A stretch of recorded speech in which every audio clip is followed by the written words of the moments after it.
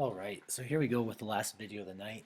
And at this point, we're going to spend a few minutes talking about our last topic, which is typography.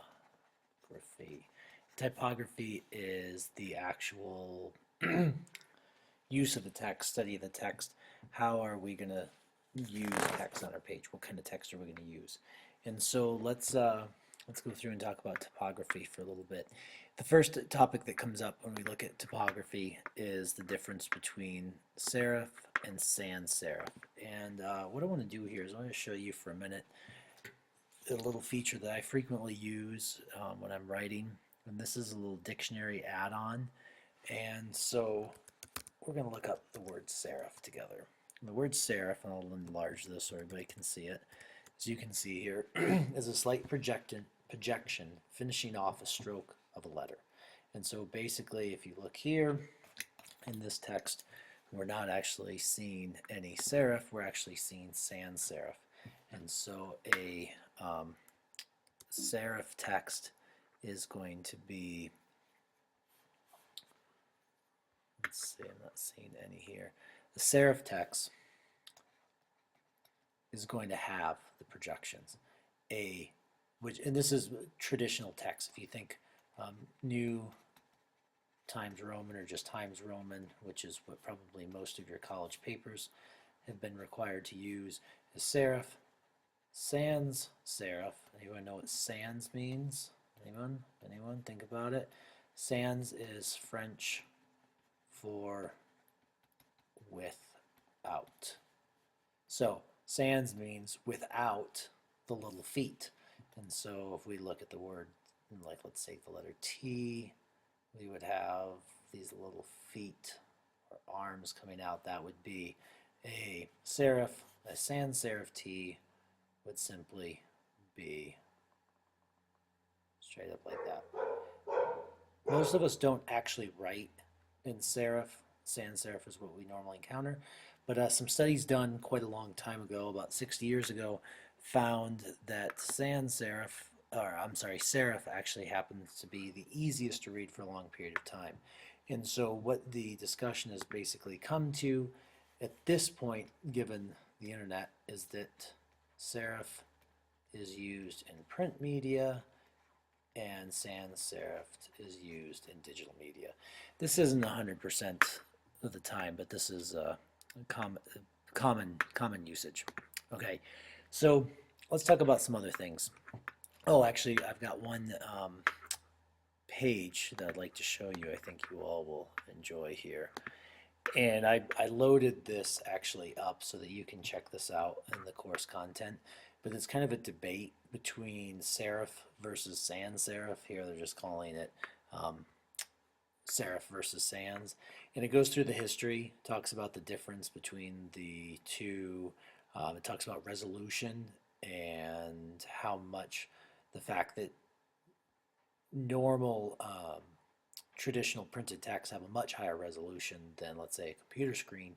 And so small features like those little arms on the serif actually show up a little bit better. You can go through and check this out. Really interesting, and I encourage you to take some time. Here are some examples. The old style, this is a serif text versus a sans serif. And then in conclusion, as you can see here, this is what I just reviewed in print. You typically still see serif. In the web, you generally see a sans serif text. Most of the text choices that you have when you embark on writing your web content either fall into the major category of serif or sans serif. There are a few specialty texts that won't fall into either one, but most of them will fall into one of those. Okay, now I just have a few things I want to review, and those last things that we need to review. Let's go through. The first one is going to be text size. We need to make sure that, number one, text size, we talked about this early on tonight, and we just need it to be readable.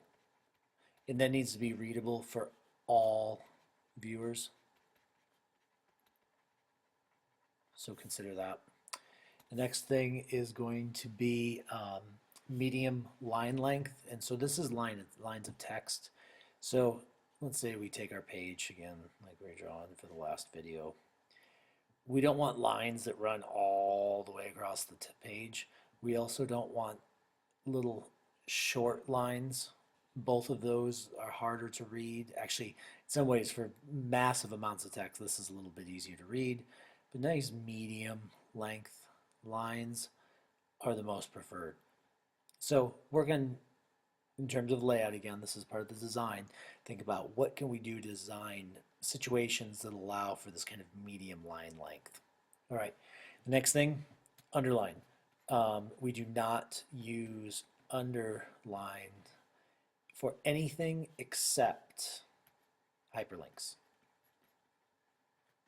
Hyperlinks are generally in online content writing the only thing that get underlined. I know traditionally when you write college papers and the sort, there's all sorts of different requirements for underlining this or not underlining that. When you get to content writing, generally no underlining except for hyperlinks. Okay, the next one, italics. Italics only occasionally. Just don't get crazy with italics. There are times for italics, but overall, just get your text on the page. You don't need to make it all busy and prettify it or anything. Just get your text on the page. And italics usually gets in the way of people actually reading the content. And then 5, capitals. So if we write, what are you doing? In most web contexts, when you're using all capital letters tend to suggest, anybody know? This means that you are yelling. This is kind of pop culture use of the term yelling. So if somebody writes you an email in all caps, generally that is referred to as yelling. You will see sometimes there are a few cases where people will do all caps for titles, and sometimes for titles that's okay. But at least in the body of your text, when we're talking about this stuff up here, you don't want to use all capitals. You want to avoid that, and you want to use just normal punctuation or normal capitals at the beginning of sentences and proper nouns and those sorts of things. So hope you guys have learned a lot tonight, and I will talk to you soon.